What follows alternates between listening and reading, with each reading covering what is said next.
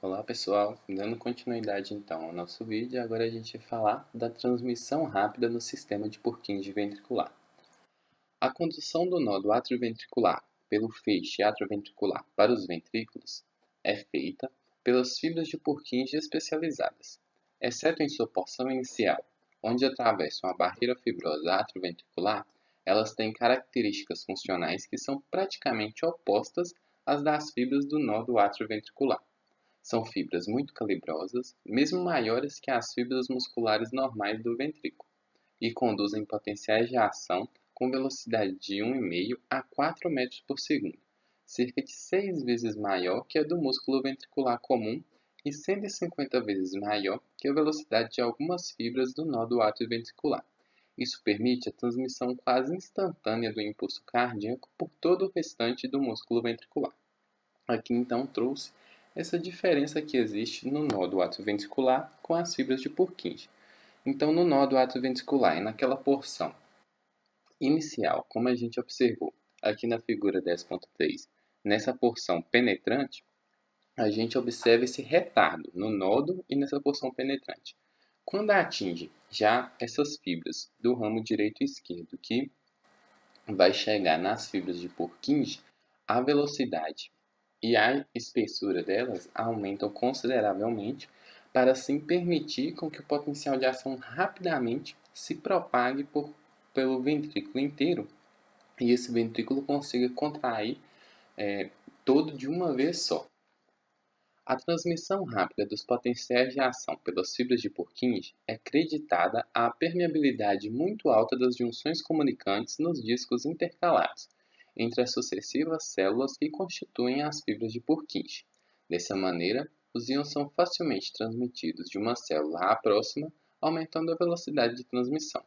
As fibras de Purkinje também contêm muito poucas miofibrilas, o que significa que elas pouco ou nada se contraem durante a transmissão do impulso. Então, ao contrário do que foi dito lá no nódo ventricular, onde há esse retardo devido à baixa quantidade de junções comunicantes, aqui nas fibras de Purkinje, essa comunicação se dá de maneira tão rápida, isso devido à alta quantia de junções comunicantes. Assim, esse potencial de ação, juntamente com os íons que são carregados pelo potencial de ação, podem passar de uma célula a outra e percorrer toda a fibra e também permitir a contração e a chegada desse potencial de ação em todo o músculo ventricular, para assim permitir uma contração como um todo do ventrículo. Transmissão unidirecional pelo feixe atrioventricular. Uma característica especial do feixe atrioventricular é a incapacidade, exceto em estados anormais, dos potenciais de ação de serem conduzidos retrogradamente para os átrios a partir dos ventrículos. Isso impede a reentrada de impulsos cardíacos por essa via, dos ventrículos para os átrios, permitindo apenas a condução anterógrada dos átrios para os ventrículos. Então, existe no feixe atrioventricular essa transmissão unidirecional, ou seja, o potencial de ação em funcionamento normal, vai ocorrer apenas no sentido do nódo atrioventricular, seguindo o feixe atrioventricular e indo para os ramos direito e esquerdo dos ventrículos, pelo sistema de Purkinje. Ele não vai ocorrer de maneira retrógrada, ou seja, partir dos ventrículos e subir indo para os átrios. Isso ocorre apenas em condições onde há uma anormalidade desse sistema de condução.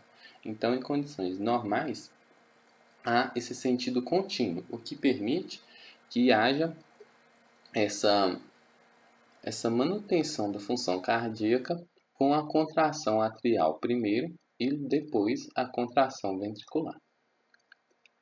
Além disso, deve ser lembrado que, exceto pelas fibras do feixe atrioventricular, os átrios e os ventrículos são completamente separados por barreira fibrosa contínua, parte da qual é mostrada na figura 10.3. Então, aqui foi mostrado o tecido fibroso atrioventricular que permite essa formação desses dois sincícios, o sincício atrial e o sincício ventricular, não permitindo, a não ser pela porção penetrante do feixe atrioventricular a comunicação das células musculares atriais e ventriculares, permitindo o isolamento dos potenciais de ação nesse músculo atrial e músculo ventricular. Assim, o potencial vai passar apenas através desse sistema de condução. Essa barreira normalmente funciona como isolante para evitar a passagem de impulso dos átrios para os ventrículos por qualquer via que não seja a anterógrada pelo próprio feixe atrioventricular. Em casos muito raros, parte anormal do músculo atravessa a barreira fibrosa em mais de um ponto, além do feixe atrioventricular. Nesses casos, o impulso cardíaco pode reentrar nos átrios a partir dos ventrículos e causar arritmias graves. Então, casos onde há anormalidade, o impulso pode ser gerado passando dos átrios para os ventrículos e pode haver uma comunicação dos ventrículos com os átrios. Assim, o potencial de ação vai retornar aos átrios. Isso são condições anormais e ocorre de maneira muito rara. Agora a gente vai falar da distribuição das fibras de Purkinje nos ventrículos, os ramos direito e esquerdo. Após atravessar o tecido fibroso entre os átrios e os ventrículos, a porção distal do feixe atrioventricular se prolonga para baixo pelo septo interventricular, por 5 a 15 mm em direção ao ápice cardíaco, como mostrado nas figuras 10.1 e 10.3.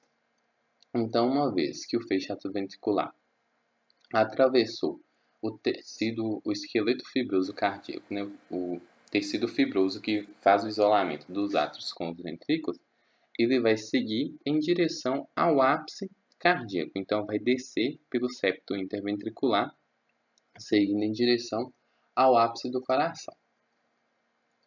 Nesse ponto, o feixe se divide nos ramos direito e esquerdo do feixe, que cursam pelo endocárdio, respectivamente, nos dois lados do septo ventricular.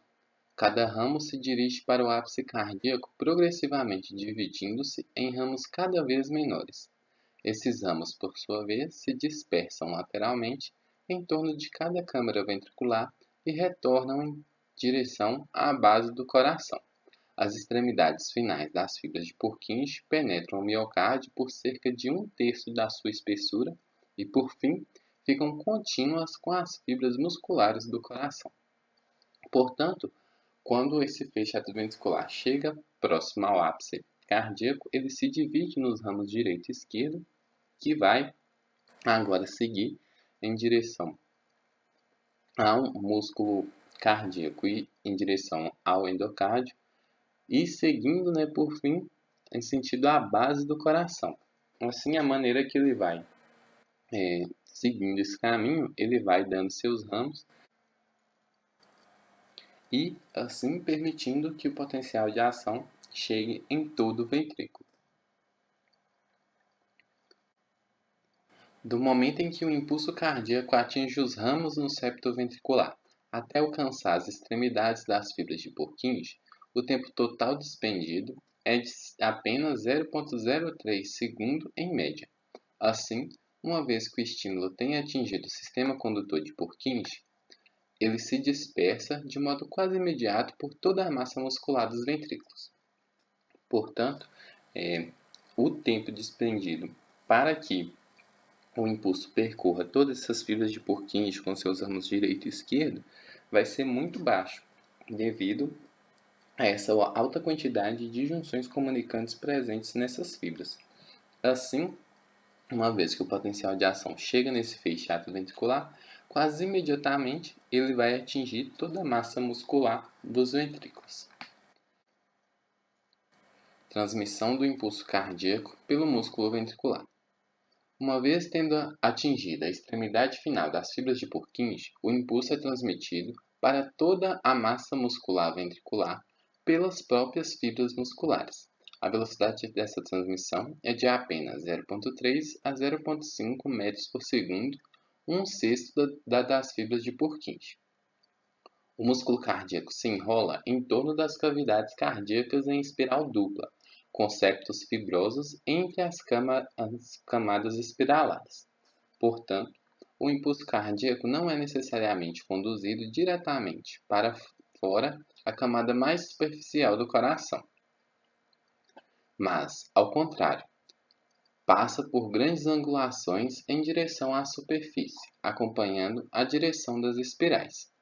Por causa disso, a transmissão do impulso da superfície endocárdica até a superfície epicárdica leva mais 0,03 segundo, aproximadamente igual ao tempo necessário para a transmissão do impulso por toda a porção ventricular do sistema de Purkinje. Assim, o tempo total de transmissão do impulso cardíaco, desde o início dos ramos ventriculares até a última fibra miocárdica do coração normal, é de aproximadamente 0,06 segundos. Aqui foi dito então que essa transmissão do impulso cardíaco pelo músculo ventricular, ele não ocorre de maneira do sentido endocárdio e epicárdio ali naquela mesma região, uma vez que o músculo cardíaco ele é espiralado, ou seja, ele se enrola em volta de si mesmo em uma espiral dupla. Assim, o potencial de ação que chega nessas fibras vai acompanhando essa espiral. Portanto, para sair do endocárdio até chegar ao epicárdio, o potencial de ação vai percorrendo essa espiral e atingindo todas as camadas do coração, para com isso permitir a contração desse ventrículo como um todo. Assim, esse tempo do potencial de ação chegar no feixe atrioventricular e ir até as porções finais das fibras de Purkinje é 0,03 segundo. Uma vez que ele chegou ali no músculo cardíaco e agora vai ter que percorrer todas as camadas do coração para atingir o ventrículo como um todo, vai levar aproximadamente mais 0,03 segundo. Portanto, o tempo final com que vai levar desde o impulso chegar no feixe atrioventricular até atingir todas as camadas do coração será o de 0,06 segundo. Resumo da dispersão do impulso cardíaco ao longo do coração. A figura 10.4 mostra de forma resumida a transmissão do impulso cardíaco no coração humano. Os números da figura representam os intervalos de tempo em frações de segundo entre a origem do estímulo no nódo sinusal e sua chegada em cada ponto respectivo do coração. Note que o impulso se espalha com velocidade moderada pelos átrios, mas tem retardo de mais de 0,1 segundo na região do nódo atrioventricular antes de atingir o feixe atrioventricular no septo.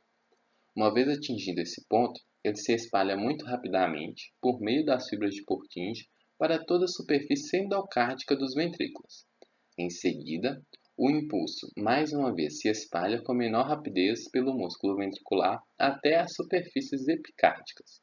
É extremamente importante que o estudante aprenda, em detalhes, o trajeto do impulso cardíaco pelo coração e em tempos precisos de sua chegada a cada parte do coração em separado, pois o conhecimento detalhado desse processo é essencial para a compreensão da eletrocardiografia discutida nos capítulos 11 a 13. Portanto, aqui na figura 10.4 a gente tem a transmissão do impulso cardíaco pelo coração, mostrando o tempo de aparecimento das diferentes partes do órgão, em frações de segundo após o aparecimento inicial no nódo sinoatrial. Portanto, a gente tem a representação do sistema de condução em amarelo e cada parte do coração, mostrando o tempo que leva em cada uma dessas partes, representada por esses números em frações de segundo, para a chegada do potencial que foi gerado no nódo sinusal.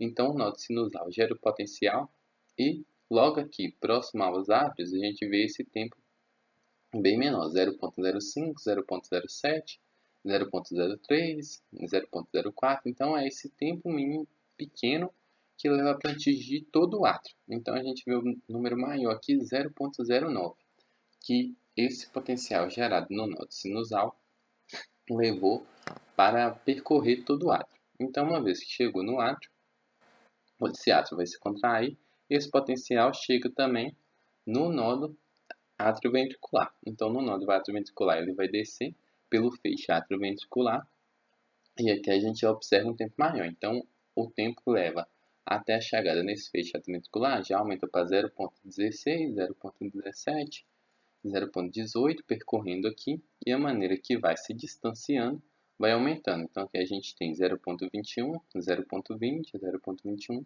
e 0,22, que é o tempo máximo que leva para que esse potencial de ação percorra esse sistema de condução. Uma vez que esse potencial chegou no sistema de condução, essas fibras de Purkinje vão passar esse potencial de ação para a parte endocárdica do coração.